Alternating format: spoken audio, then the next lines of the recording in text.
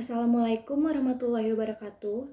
Perkenalkan, nama saya Mutiara Fajrina Zara Prasya dari BKT 4B dengan NIM 19044211021. Hari ini, saya akan membahas materi tentang akuntansi clearing pada mata kuliah akuntansi bank yang dibimbing oleh Ibu Novitasari. Yang pertama, akuntansi clearing.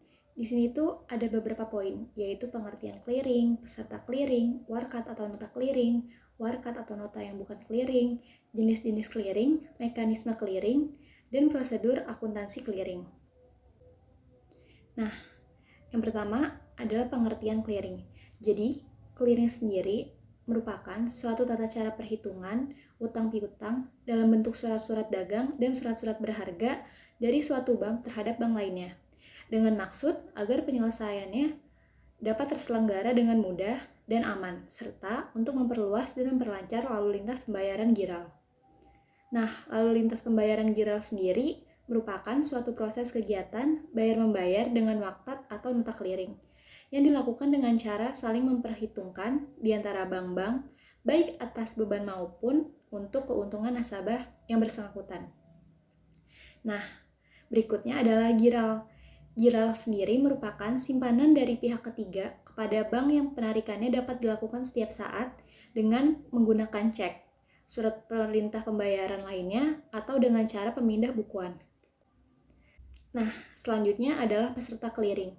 Peserta clearing sendiri dapat dibedakan menjadi dua macam. Yang pertama yaitu peserta langsung, dan yang kedua itu peserta tidak langsung. Peserta langsung sendiri merupakan bank-bank yang sudah tercatat sebagai peserta clearing dan dapat memperhitungkan warkat atau notanya secara langsung dengan Bank Indonesia atau melalui PT Trans Warkat sebagai perantara dengan Bank Indonesia. Nah, contoh peserta langsung yaitu bank retail dan bank devisa. Selanjutnya adalah peserta tidak langsung, yaitu bank-bank yang belum terdaftar sebagai peserta clearing akan tetapi mengikuti kegiatan clearing melalui bank yang telah terdaftar sebagai peserta clearing.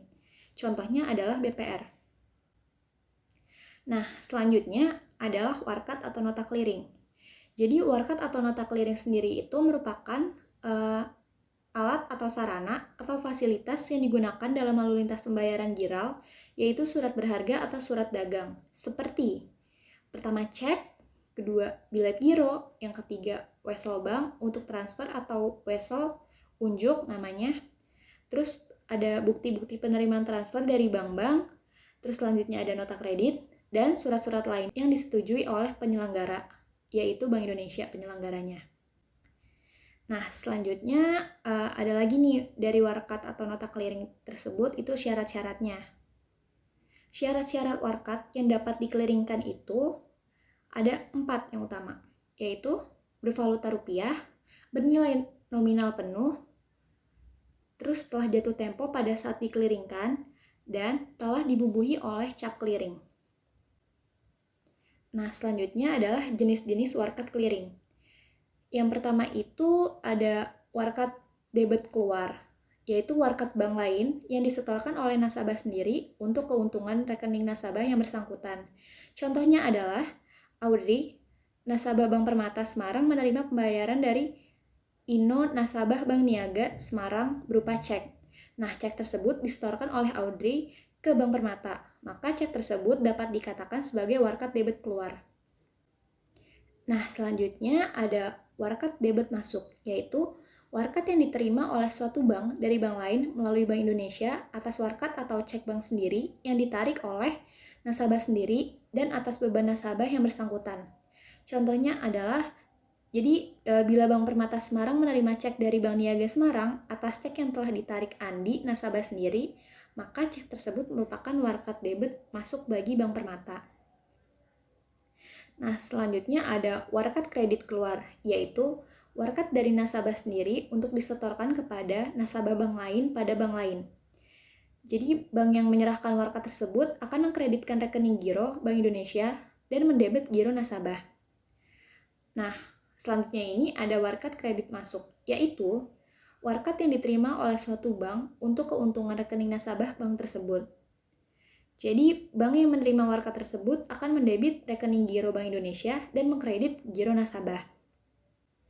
Selanjutnya adalah warkat yang bukan clearing.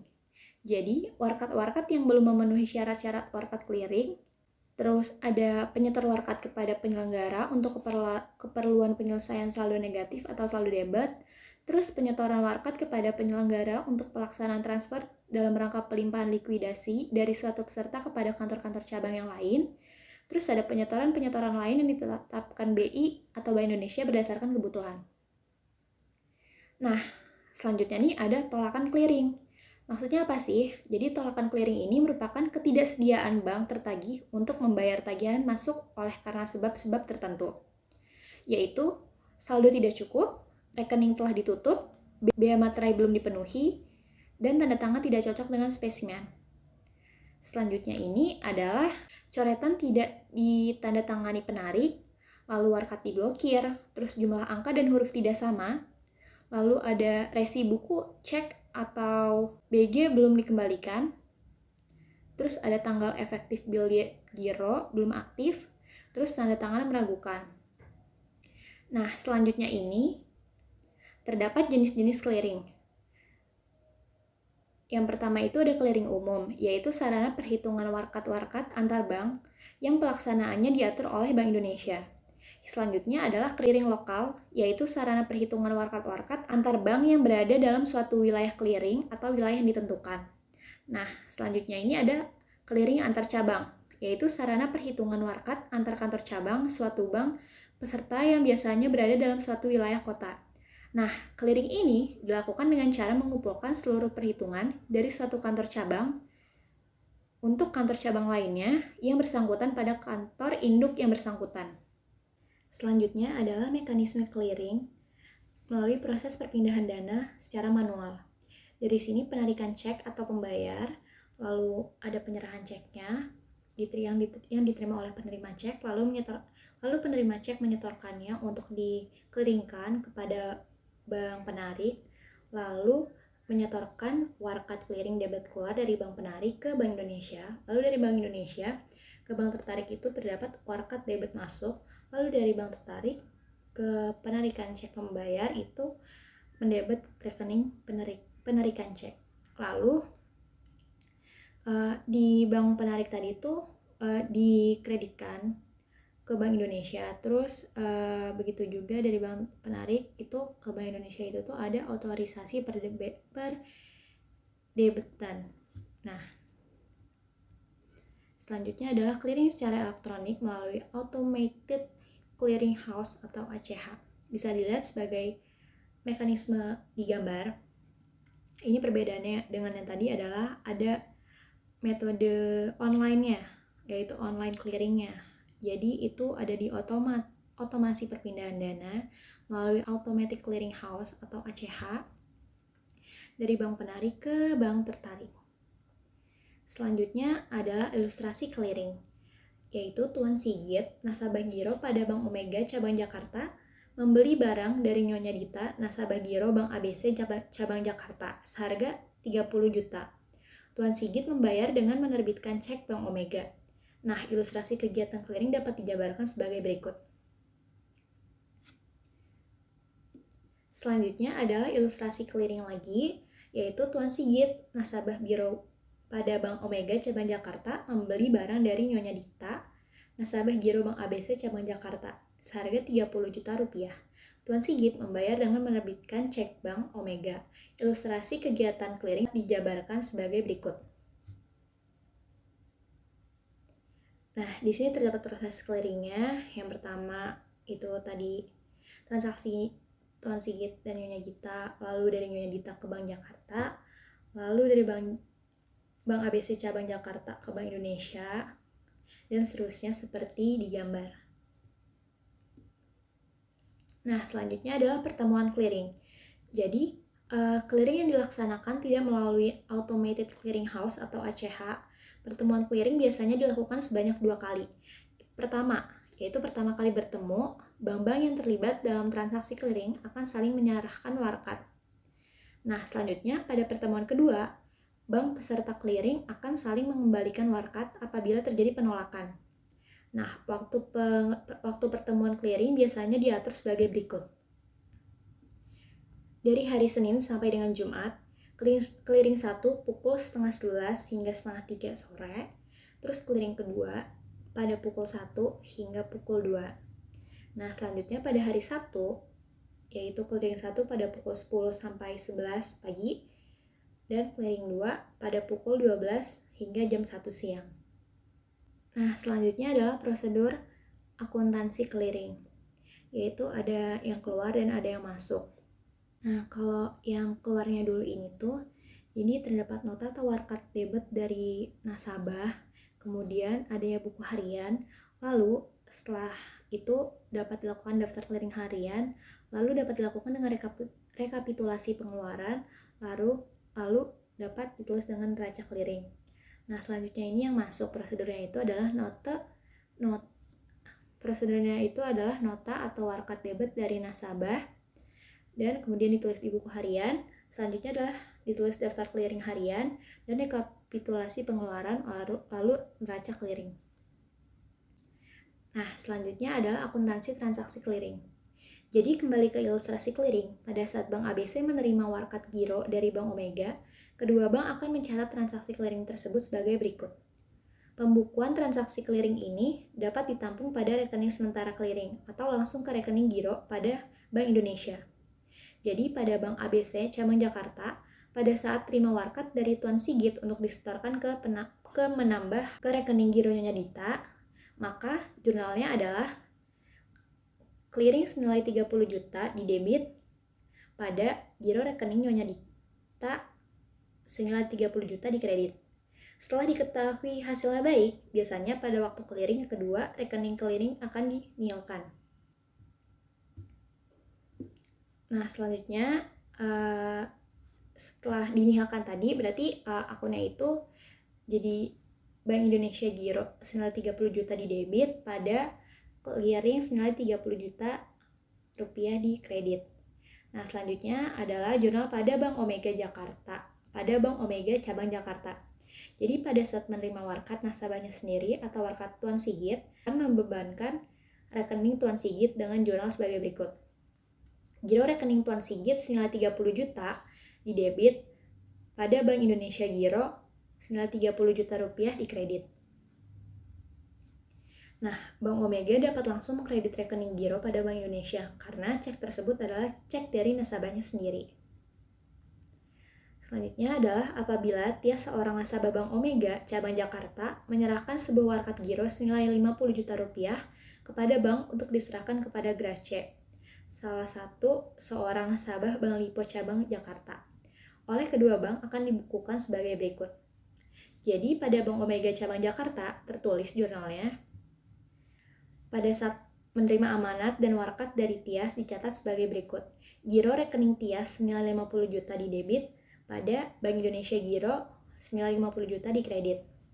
Nah, pada Bank Lipo cabang Jakarta, itu tuh pada saat menerima warkat setoran untuk menambah rekening Grace atau Grace dibukukan sebagai berikut. Yaitu Bank Indonesia giro 50 juta di debit pada giro rekening Grace senilai 50 juta rupiah di kredit. Nah, selanjutnya adalah neraca clearing. Jadi pada akhir hari clearing akan dibuatkan neraca clearing sebagai laporan akhir transaksi, seperti di prosedur yang tadi. Lalu di sini tuh ada PT Bank Omega. Di tabel ini tertulis bahwa kalah clearing senilai 80 juta, terus keseimbangannya itu 80 juta, terus WDM-nya itu 30 juta, WKK-nya itu 50 juta, dan keseimbangannya itu 80 juta. Nah, terus apabila dalam pembukaan transaksi clearing, Bank Omega selalu mempergunakan rekening sementara clearing dan pendebetan atau mengkreditkan rekening giro pada Bank Indonesia dilaksanakan pada akhir hari clearing. Untuk mengetahui apakah bank menang atau kalah clearing, maka kekalahan clearing di atas akan dibukukan sebagai berikut. Jadi jurnalnya adalah clearing senilai 80 juta di debit pada Bank Indonesia giro senilai 80 juta di kredit. Nah, dilihat dari sudut pandang Bank Indonesia, tidak akan terdapat selisih pendebetan maupun pengkreditan rekening giro masing-masing bank peserta clearing. Jadi akan tertulis seperti di tabel seperti ini. Nah, selanjutnya untuk mencatat transaksi hasil clearing di atas oleh Bank Indonesia akan dibukukan sebagai berikut, yaitu giro Bank Omega senilai 80 juta di debit, pada giro Bank ABC senilai 30 juta di kredit, dan pada giro Bank Lipo senilai 50 juta di kredit. Nah, melalui kalah atau menang clearing ini, oleh Bank Indonesia akan dipantau saldo minimum dari reserve requirement. Bila suatu bank reserve requirement-nya lebih rendah daripada apa yang harusnya dipelihara, maka kepada bank yang tidak memenuhi persyaratan tersebut akan dikenakan denda oleh Bank Indonesia. Selanjutnya adalah menang dan kalah clearing. Jadi, menang clearing apabila warkat debit keluar ditambah warkat kredit masuk lebih besar daripada warkat debit masuk ditambah warkat kredit keluar. Nah, kalau kalah clearing apabila warkat debit keluar ditambah warkat kredit masuk lebih besar daripada warkat debit masuk ditambah warkat kredit keluar. Nah, di sini bisa dilihat kredit dan debitnya. Jadi kalau di bagian yang kredit itu ada debit kredit. Jadi kalau debitnya itu penyerahan cek atau bank lain. Nah, di kreditnya itu adalah penerimaan nota kredit dari bank lain. Nah, kalau di bagian yang debit adalah debit kredit, di debitnya itu adalah penerimaan cek dari bank sendiri, dan di kreditnya adalah penyerahan nota kredit kepada bank lain. Ilustrasinya adalah menang clearing sama dengan 1 ditambah 2 lebih besar daripada 3 ditambah 4. Nah, kalau kalah clearing adalah 1 ditambah 2 lebih kecil dari 3 ditambah 4. Atau jika jumlah debit lebih besar daripada kredit sama dengan kalah clearing. Nah, kalau jika debit lebih kecil daripada kredit, maka menang clearing. Terus misalkan pada 1 Mei 2007 Bank Mega menyerahkan cek ke bank lain senilai 250 juta rupiah dan menerima cek bank sendiri dari bank lain adalah senilai 300 juta rupiah dan menyerahkan CN untuk bank lain senilai 100 juta rupiah dan menerima CN dari bank lain senilai 50 juta rupiah. Maka neraca clearing pada 1 Mei 2007 adalah seperti ini. Ini adalah di bagian yang sebelumnya, yang huruf-huruf itu, yang penjelasan yang tadi. Nah, kalau di sini itu di bagian kreditnya adalah di debitnya senilai 250 juta rupiah dan di kreditnya adalah 50 juta rupiah. Selanjutnya di bagian debitnya adalah debit 300 juta rupiah dan di kreditnya adalah 100 juta rupiah. Berarti total kreditnya itu adalah 250 juta rupiah ditambah 50 juta rupiah sama dengan 300 juta rupiah dan total debitnya adalah 300 juta rupiah ditambah 100 juta rupiah sama dengan 400 juta rupiah. Jadi pada tanggal 1 Mei 2007 Bank Mega mengalami kalah clearing senilai 100 juta rupiah. Nah, ini 250 jutanya itu tuh berasal dari si yang tadi menyerahkan cek atau bilet giro ke bank lainnya senilai 250 juta. Terus 50 jutanya itu berasal dari menerima CN dari bank lain. Selanjutnya yang tadi 300 juta itu tuh berasal dari menerima cek atau bilet giro bank sendiri dari bank lain. Dan 100 jutanya itu menyerahkan CN untuk bank lain senilai 100 juta rupiah. Nah, selanjutnya adalah akuntansi clearing otomatis. Yang dimaksud dengan clearing otomatis adalah terjadinya pertukaran data secara elektronik melalui pemrosesan dengan mesin dalam bentuk standar yang telah diformat terlebih dahulu. Selain itu, pemrosesan elektronik juga melibatkan pengiriman media, penyimpanan data komputer. Media ini merupakan media utama untuk transaksi clearing dengan otomatis atau lazim dikenal dengan Automatic Clearing House atau ACH. Nah, dalam pemrosesan data secara elektronik ini, mesin akan membaca Magnetic Ink Character Recognition atau MICR pada setiap lembar cek nasabah. Nah, keuntungan clearing otomatis ini tuh jadi dari karakteristiknya, kalau biaya itu keuntungannya itu rendah, bahkan dapat menjadi sangat rendah. Terus kalau dari notifikasinya itu tidak ada, terus konfirmasinya itu tidak perlu, terus pelaksanaannya itu adalah pemindahan dana hari berikutnya, terus jenis transaksinya adalah batch, terus nilai ekonomisnya itu adalah biaya tetap tinggi, tetapi tidak ada masalah dengan volume yang tinggi. Selanjutnya adalah keamanan. Keuntungannya itu tuh penting. Nah, selanjutnya itu ada transaksi clearing otomatis lokal. Jadi di sini tuh nasabah penarik kayak menyetor ke bank penarik, lalu akan ada proses clearingnya, sort atau merge processing, dan ada arsip transaksi lokal. Habis itu ditaruh ke bank tertarik, lalu nasabah akan tertarik. Nah, kalau tadi kan lokal, kalau sekarang itu clearing otomatis antar daerah. Seperti di bagian di sini. Nah, dalam pelaksanaan kegiatan clearing secara otomatis melalui ACH atau Automatic Clearing House, bank penarik tidak perlu bertemu langsung dengan bank tertarik. Jadi, bank peserta clearing yang terlibat dalam transaksi clearing akan saling mengclearingkan warakat-warakatnya melalui media elektronik komputer yang online dengan ACH. Nah, warakat secara fisik akan dikirimkan langsung ke Bank Indonesia untuk tujuan pengendalian dan pemantauan kegiatan clearing ACH. Nah, bank penarik akan bersikap lebih agresif dalam melakukan clearing keluar atas warakat debit keluarnya. Jadi, bank penarik tuh bersikap mempercepat atau accelerate penarikan dana dari warakat clearing karena harus memperhitungkan jumlah hari atau jam pengendapan dana clearing tersebut. Nah, bank penarik tidak akan membiarkan dananya menganggur belum tertarik walau sehari.